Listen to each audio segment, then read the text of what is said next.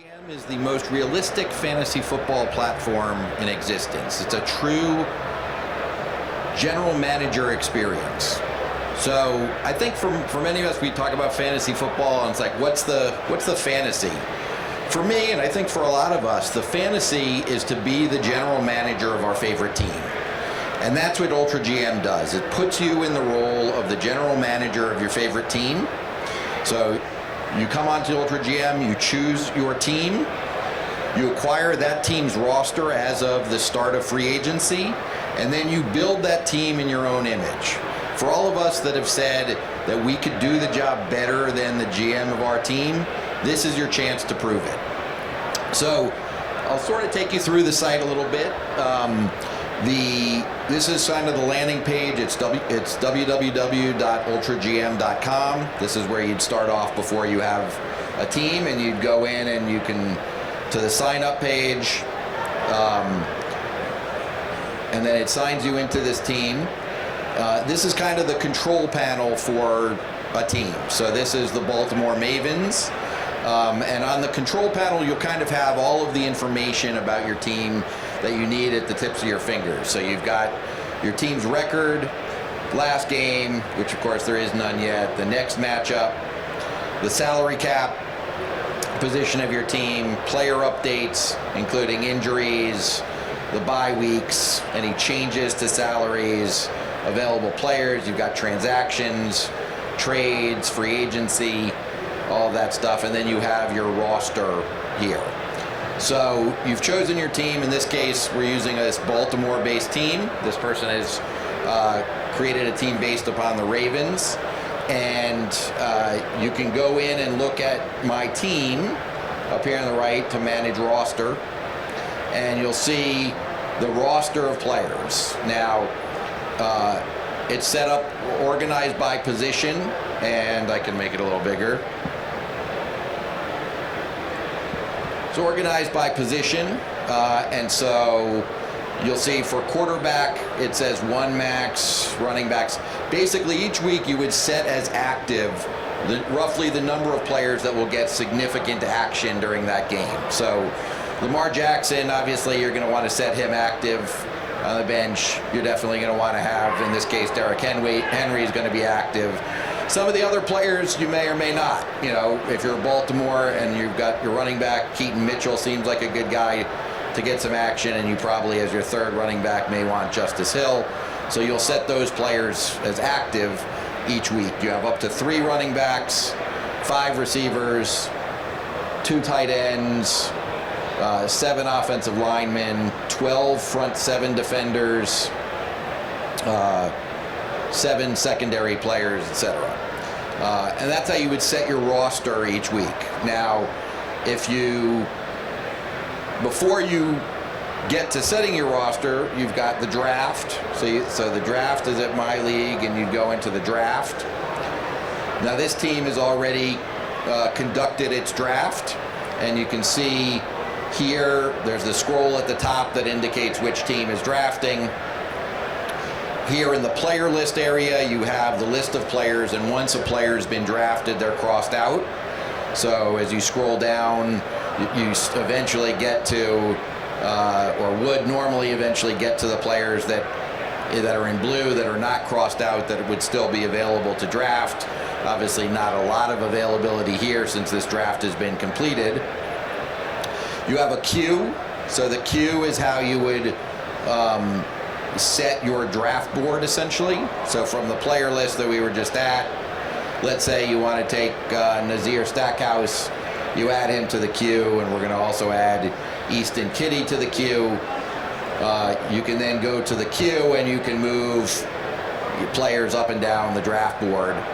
And if you were to then go to put this on auto draft, it would select preferentially the top players on your draft board would be the first ones to come off. That if you're not available to get to the computer or whatever for your draft pick, you can set the list of priority players you want, and it will select from them. If you don't have a queue set, the next priority in the draft list is going to be if the player that team actually picked at that spot is available, that will then be the next default if you don't have a queue. And if that player is then not available, it would select from the top player available from the player list. And the player list is set in the actual draft order. So that's kind of how the draft priorities work. Then up here, there's also, you can see this is showing for the Baltimore Mavens. These are the players that this particular Baltimore-based team drafted in the real draft. Now you'll see that this team had quite a lot of picks. I think more picks than the actual Ravens had. That's because they traded picks during the draft, and so acquired additional picks, additional throws at the dartboard, so to speak. So you can move up and down the draft board to pick it. As you can see, this is a college draft. So most of your roster that's going to be set is going to start with that actual Ravens roster as of the start of the league year and free agency. And then, you fill out that roster through the draft, you fill out that roster through free agency. So if we close out of the draft page and we go, for example, to players and proposed trade, so you'll see here, you go in on the left-hand column is this Mavens team. You can simply select the players that you're interested in trading. You then choose the team you're interested in trading with. Well, let's go to, for example, the New York Pets. And then it populates that team, and you can choose the players from that roster that you want to add to the trade. Now, you'll see here the Pets have Aaron Rodgers still on their roster. That's because in this particular case, as of the start of free agency, he was still on the Jets. This team has not chosen to trade him away or do anything with him or to release him. If you release him, you can do that, but this particular team has chosen not to do that. And then here you would have, if you scroll down past the players, is where you get to the draft picks. And so if you wanted to propose a trade, for example, let's trade, we'll trade the Ravens trading three fifth-round picks for, let's say, a third-round pick from the Pets. So you can go to here, you click submit.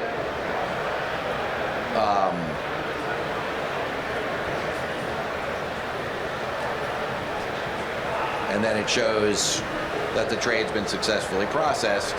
If you then go to players and you look at pending trades, you'll essentially see, well, I guess I did it twice.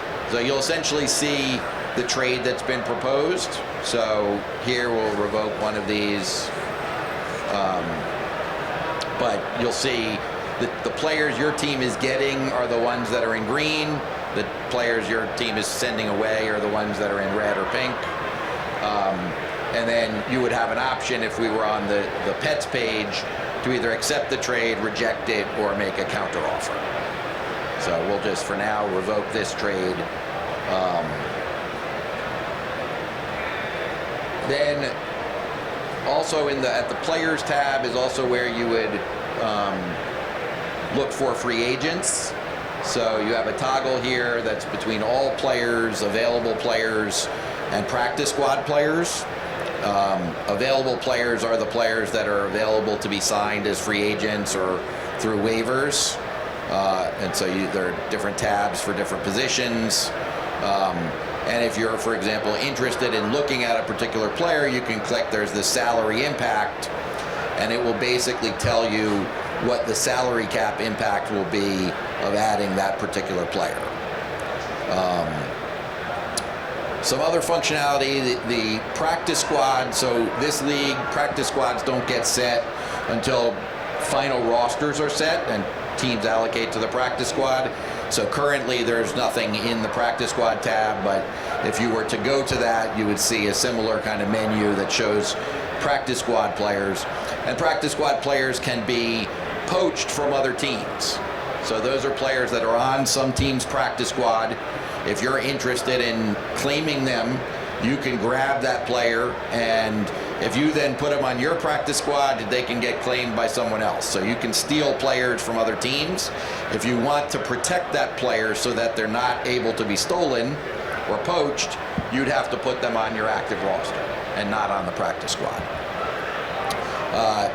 Within some of the My League functions, so you have a league home that shows the other teams that are within the league. You'd also see in the My League home is going to be standings, and you'll see that for this 32-team league, it pretty much mirrors the NFL. You have AFC East, AFC North, etc. Same divisions, same schedule as the regular NFL. Everything really mirrors the NFL except for the sort of customized team names. The draft tab, which we were at before, was also in My League, and then within My Team, you can also go, for example, to look at salaries. So this shows your team's salary cap picture. You see, the total cap, what the cap is, how much available space there is, and then you'll see for various players ramifications of what, if they're released, what the cap hit would be if they're released before June 1st, after June 1st, or if they're traded before June 1st or after June 1st.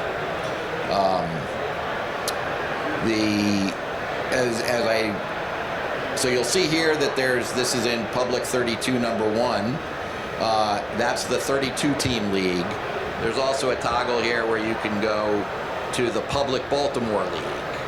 So the Baltimore League is where you would be playing against other people that have also built their team based on the Ravens. In that league, that's where you're competing to see who can create the best version of that Ravens roster. And so that's a 14-team league. One of the teams in that league is the real Ravens, essentially the Eric DeCosta Ravens. And then it's 13 other fans who have chosen the Ravens as their team that are managing based upon the Ravens. We also have in matchups, you'll see these are kind of where your scores would be.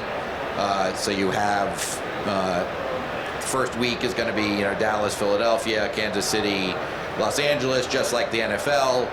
You can go to the different weeks and you'll see what the different matchups are from week to week. You'll also see here is the transaction calculator. So if you're interested in doing a move and you want to see what the salary cap ramifications of that deal are, you can go here and through proposed trade. That will take you to the trade page that I showed you.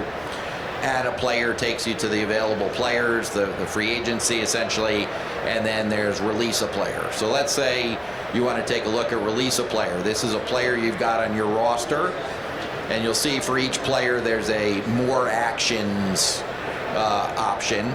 And so from here you can demote a player to the practice squad, propose a trade, or release the player. Now let's say you choose release a player. There can be salary cap ramifications to releasing a player. So in this particular case, usually with these lower end roster guys, there aren't prorated salary cap that's built up, and usually you can release those players without financial cost. But for instance, if you were to release a player on a big long-term contract, you might take a cap hit associated with releasing that player. Up here, there's add team. So here, even once you've got a team, you can choose to create a new private league, join a private league, or join another public league. So there are various existing public leagues that you would have a choice of joining, assuming that there's space for your particular franchise. And then team profile, this is where you would assign a team name. So here it's the Mavens.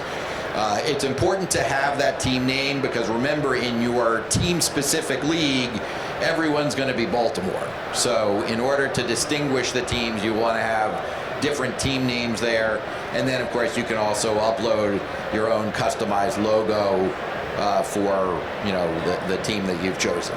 I find that ChatGPT and some of the other AI things are pretty cool for creating whatever kind of logos one might want to create, and then you just would plug it in here. You'll see up here this league is obviously has already drafted and locked, so this one, it has just some upcoming dates. There's a league lock, the draft date, the 53-man roster cut down, end of regular season, etc. For the next round of leagues that haven't yet locked, those teams will draft on August 25th, and so those teams would see different dates than what we're seeing here. The July 28th date would be August 25th. The league lock date for that one will be the 20th. So those aspects will be a little bit different. And that's basically the tour. Let's see. One of the areas you can see is in my bids. So this is where if you were bidding on free agents, you have this starting balance of $100. When you bid on a player, you can choose how much you want to bid, and then the player will go to the high bidder. But when you get that player, you're getting the player plus their real NFL contract. So it's a package deal between the player and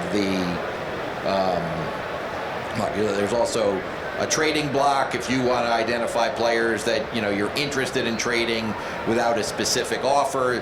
You can put players on the trading block, and you can also see other teams' trading blocks. Here are some in this league, some players that people have put up there as available that they're interested in trading. You also have, I guess I showed the trending page. There's also the depth charts.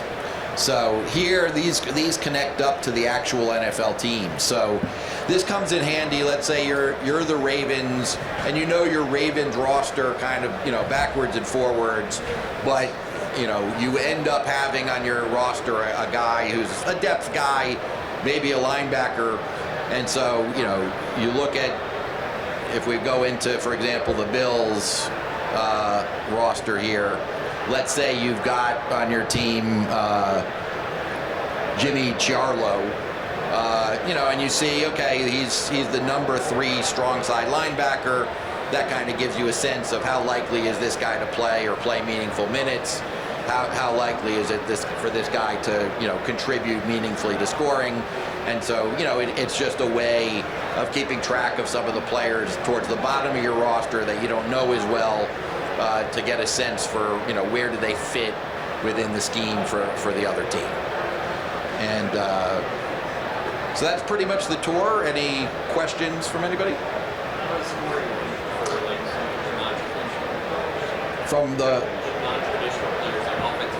So offensive line is the most unique. The scoring is based on scoring from Stats Info Solutions. They have a metric called total points.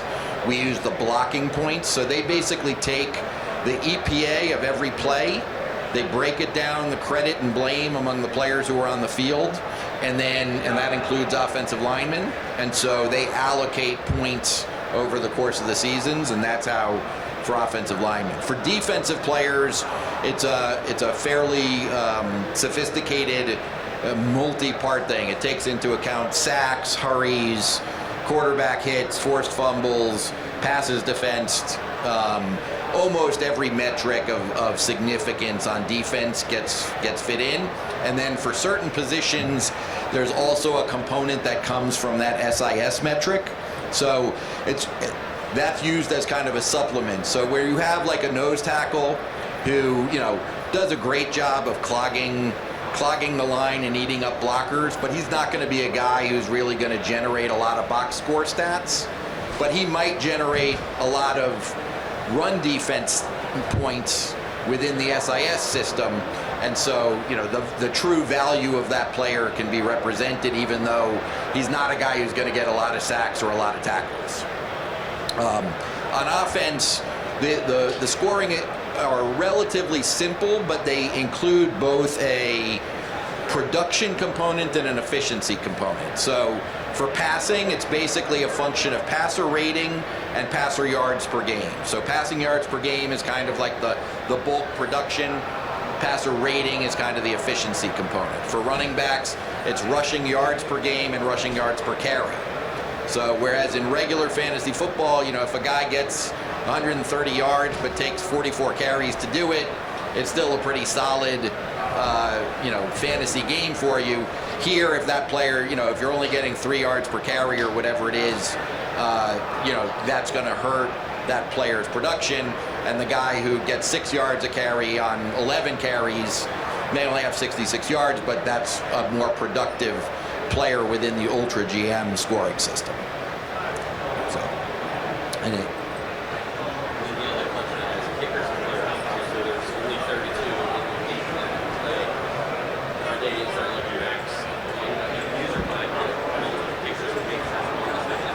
so you can have multiple kickers, but because only 32 are playing, and the same kind of thing for quarterback, it is within our rules that if someone is hoarding players who are otherwise starters, making it so other teams can't have a starter, those teams can be forced to make a reasonable trade. And if they are not willing to be reasonable in the trade, then as commissioner we can essentially force a trade so that people aren't unfairly hoarding players that are needed for others. And then there's also, you know, uniquely on the roster, you also, from your active players on your roster, you would set both a kick returner and a punt returner. So you get, there's points for those guys. Like I said, there's points for punters, which is pretty unique. The only thing that we position really that we don't have scoring for is long snappers. I had to draw the line somewhere. I'm not going there. I wouldn't even know how to do it. So, but you know, that said, for punter scoring is pretty low. It will be very unusual if punter scoring is the thing that determines the outcome of a game. So thank you. Appreciate it.